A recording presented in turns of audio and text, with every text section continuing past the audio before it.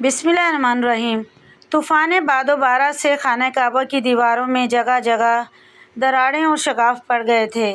جب بھی بارش کی وجہ سے سیلاب آتا تو ان درازوں اور شگافوں میں مزید اضافہ کر دیتا۔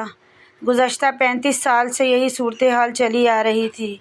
کئی بار اہل قریش نے خانہ کعبہ شریف کی تعمیر و مرمت کا ارادہ کیا، لیکن حوصلہ نہیں پڑتا تھا کہ مبادا رب کعبہ اس اقدام سے ناراض ہو جائے اور انہیں کوئی سزا ملے۔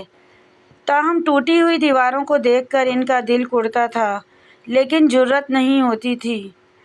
حسن اتفاق یوں ہوا کہ ایک روز انہیں پتہ چلا یعقوب نامی رومی تاجر کی کشتی جدہ میں طوفان کی زد میں آ کر ٹوٹ پھوٹ کا شکار ہو چکی ہے اور وہ فن تعمیر میں ماہر تسلیم کیا جاتا ہے۔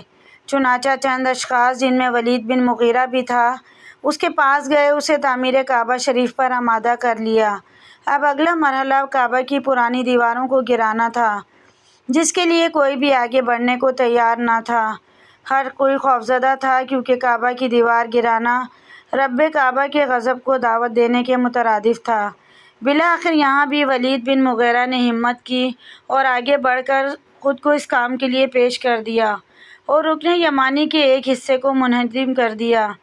تب تک شام ہو چکی تھی، چنانچہ کام وہیں روک دیا گیا اور لوگ آپس میں باتیں کرنے لگے۔ حضرات، اگر ولید بن مغیرہ زندہ رہا تو پھر ہم بھی اس کار خیر میں شرکت کریں گے۔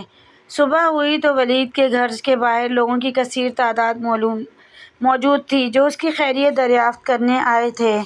جب لوگوں نے ولید بن مغیرہ کو صحیح سلامت گھر سے نکلتے دیکھا تو ان کا حوصلہ بڑھ گیا، اور پھر ہر قبیلے کے متعینہ افراد نے بڑے انہماک و جذب و شوق سے اپنی اپنی ذمہ داریاں پوری کیں۔ انہی قبائل میں بنی عبدالدار اور بنی عدی بھی تھے، جو کہ ام المومنین حضرت حفصہ رضی اللہ تعالی عنہا کے قبیلے کے تھے۔ جب خانہ کعبہ میں حجر اسود نصب کرنے کی باری آئی تو آپ رضی اللہ تعالی عنہ کے قبائل نے یہ عہد کیا اور کہا، ہم کسی اور قبیلے کو حجر اسود نصب نہیں کرنے دیں گے۔ بنی عبدالدار نے صرف زبانی عہد پر ہی قناعت نہ کی، بلکہ وہ خون سے بھرا ہوا ایک برتن لائے اور اس میں ہاتھ ڈال کر اپنے عہد کی توثیق کی۔ بس اسی وجہ سے بنی عبدالدار کا لقب خون چاٹنے والا پڑ گیا۔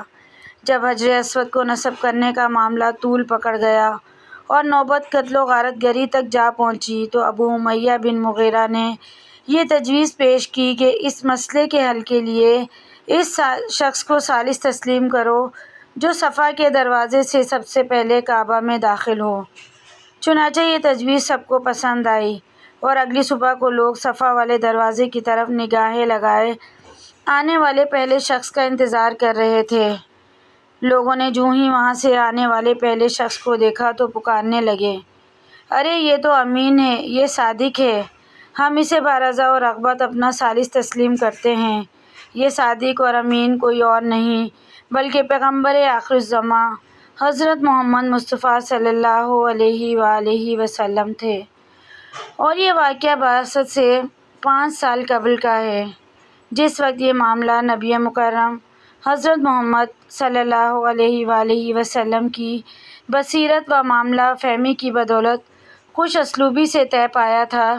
قریباً اسی دنوں یا انہی دنوں بنی عدی کے ایک گھرانے میں زینب زوجہ عمر بن خطاب نے ایک بچی کو جنم دیا، جس نے 22 سال بعد ایسا اعزاز پایا کہ قیامت تک آنے والے مومنوں کی گردنیں ان کے حضور ادب و احترام سے جھکی رہیں گی۔ کسی کے وہم و گمان میں بھی نہیں تھا کہ یہ نبی آخر الزماں صلی اللہ علیہ وآلہ وسلم کی زوجہ اطہر اور ام المومنین ہوں گی۔ آپ کے والد محترم خلیفہ دوم حضرت امیر المومنین عمر بن الخطاب رضی اللہ تعالی عنہ تھے، اور والدہ ماجدہ حضرت زینب بنت مخزوم رضی اللہ تعالی عنہا تھیں۔ حضرت ام المومنین حفصہ رضی اللہ تعالی عنہا کا شمار ان افراد میں ہوتا ہے کہ جن کے والدین کو بھی صحابی ہونے کا درجہ ملا۔ آپ کا سلسلہ نسب والد اور والدہ دونوں کی جانب سے رسالت مآب صلی اللہ علیہ وآلہ وسلم کے عظیم خاندان سے جا ملتا ہے۔ آپ کی عمر مبارک اس وقت قریباً 10 سال کی تھی جب آپ نے اپنے والد حضرت عمر بن الخطاب کے ساتھ اسلام قبول کیا۔ جس گھر میں سیدہ حفصہ رضی اللہ تعالیٰ عنہ نے آنکھ کھولی تھی، اس نے ان کی طبیعت اور مزاج کی تشکیل میں بڑا اہم کردار ادا کیا، لہٰذا بے لوثی و بے خوفی ان کی طبیعت کا جز تھی۔ جرأت و بے باکی ایک ایک انداز سے نمایاں تھی۔ سخن فہمی و نکتہ سخنی وراثت میں ملی تھی۔ صاف گوئی و رنگی طبیعت کا خاصہ تھی اور چاپلوسی سے ان کا دور کا واسطہ نہ تھا۔ علاوہ ازیں مزاج میں قدرے تیزی بھی تھی۔ حضرت ام المومنین حفصہ جب اس منزل میں قدم رکھ چکیں کہ ان کی شادی کر دینی چاہیے، تو آپ کے والدین نے صحابی رسول حضرت خنیس رضی اللہ تعالیٰ عنہ بن حذافہ کا اپنی بیٹی کے لیے انتخاب کیا۔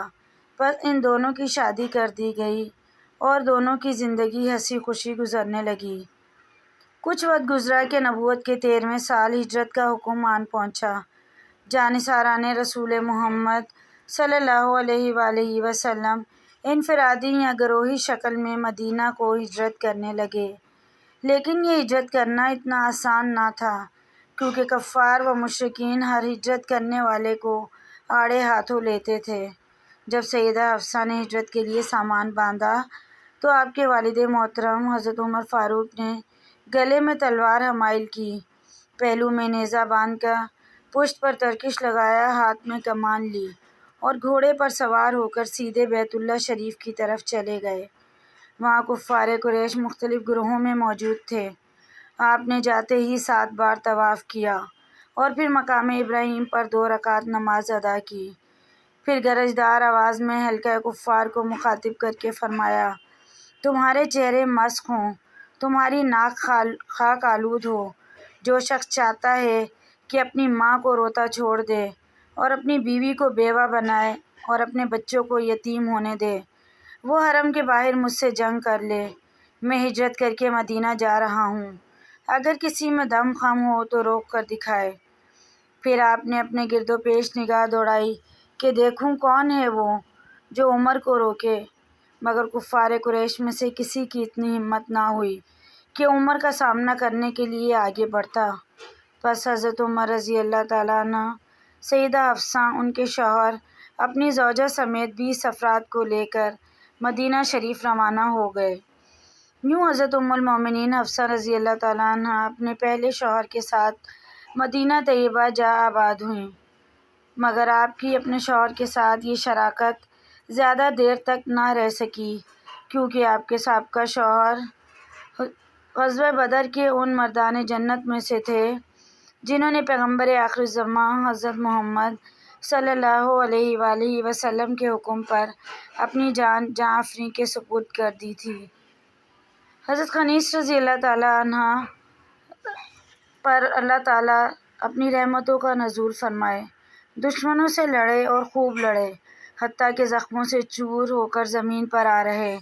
اسی حالت میں انہیں مدینہ شریف لایا گیا، جہاں وہ زیادہ خون بہہ جانے کی وجہ سے شہید ہو گئے، اور حضرت سیدہ حفصہ رضی اللہ تعالیٰ عنہ اپنے خاوند کی رفاقت اور محبت سے محروم ہو گئیں۔ اس وقت آپ کی عمر 21 سال تھی۔ جب عدت کی مدت ختم ہوئی تو لامحالہ اپنی جوان بیٹی کی عقد کی فکر ان کے والد گرامی حضرت عمر بن الخطاب رضی اللہ تعالیٰ عنہ کو ستانے لگی۔ آپ کو تمنا تھی کہ جلد سے جلد بیٹی کا گھر آباد ہو جائے اور اس کو کوئی قابل اعتماد رفیق زندگی مل جائے۔ یہی خیال دل میں لیے آپ نے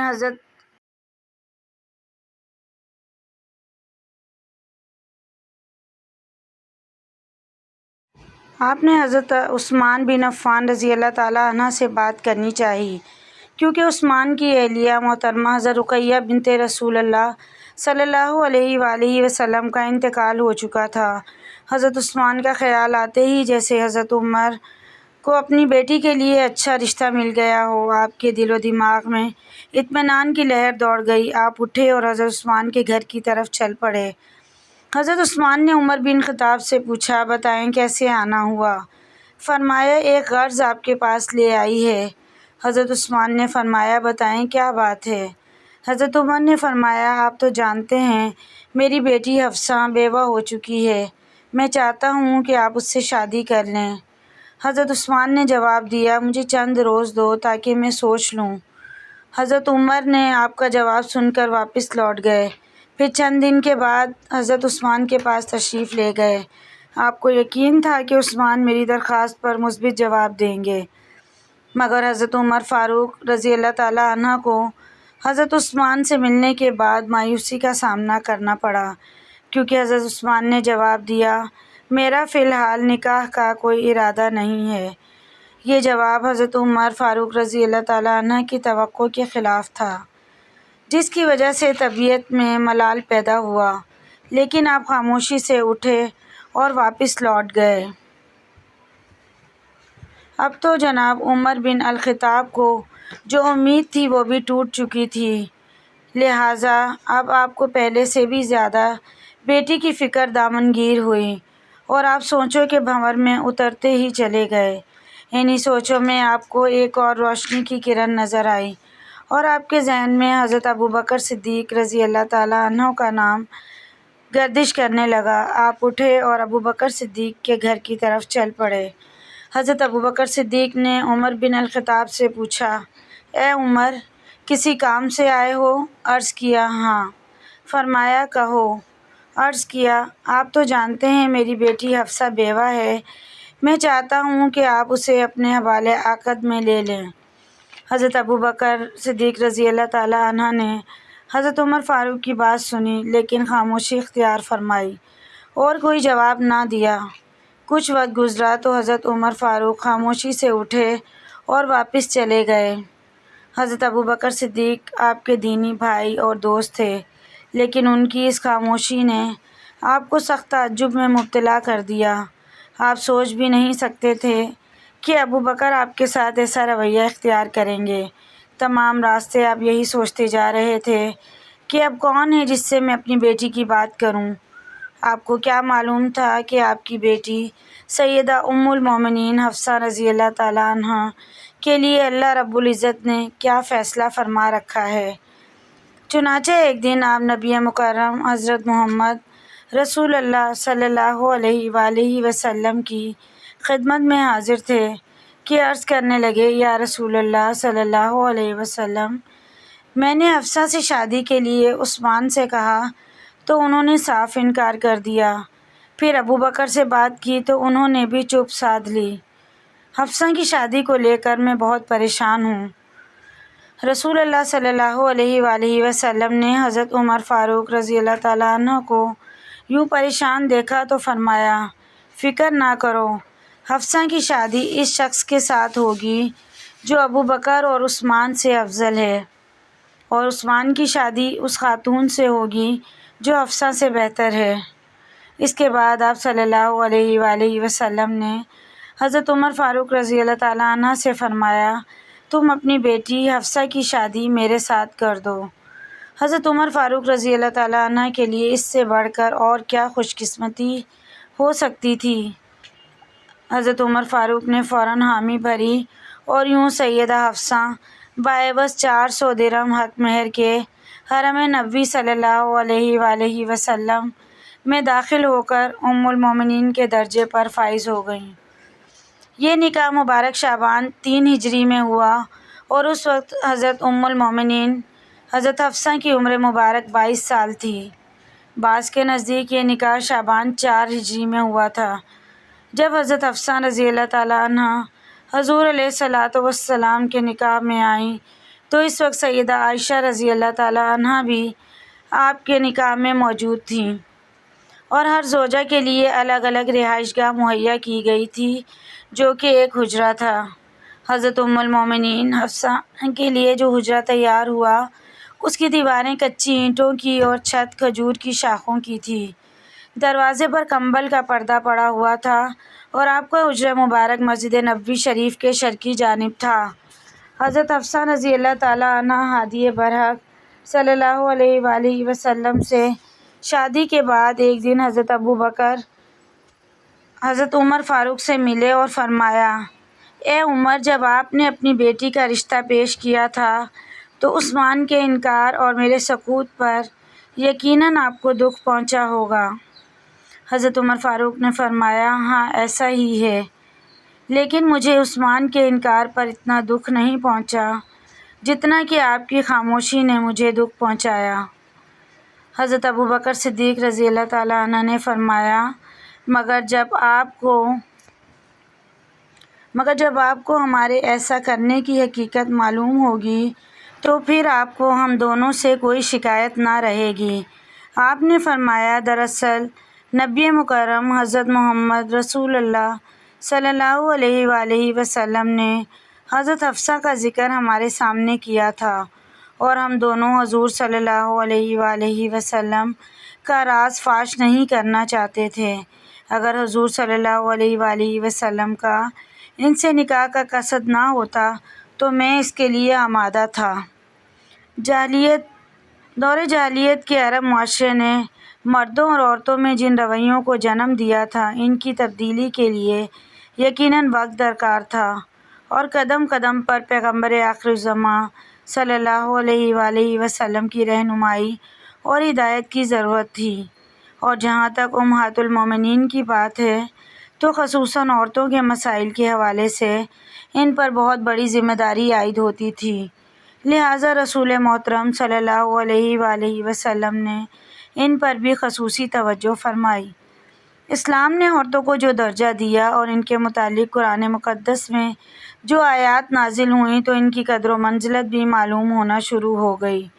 رسالت مآب صلی اللہ علیہ وآلہ وسلم نے ان کے حقوق و تحفظ کی خاطر بے شمار اصلاحات کیں اور اس نے سلوک کا ایک ایسا مثالی معیار قائم کیا کہ جس کے نتیجے میں بعض روایات کے مطابق ہمیں ایسے واقعات بھی ملتے ہیں کہ جن میں وہ اپنی ضروریات اور اپنے مطالبات پوری بے باکی اور بے تکلفی سے حضور اکرم صلی اللہ علیہ وآلہ وسلم کے سامنے پیش کیا کرتی تھیں، اور ام المومنین حضرت حفصہ رضی اللہ تعالیٰ عنہ کا جس گھرانے سے تعلق تھا اس کی بے باکی و بے لوثی کے اثرات آپ کے مزاج میں بھی نمایاں تھے۔ یہی وجہ ہے کہ آپ کے مزاج میں بسا اوقات تلخی بھی دیکھنے کو ملتی تھی۔ مزید ایسی ویڈیوز کے لیے چینل کو سبسکرائب کریں۔ ویڈیو پسند آئے تو لائک، شیئر، کمنٹ کیجیے۔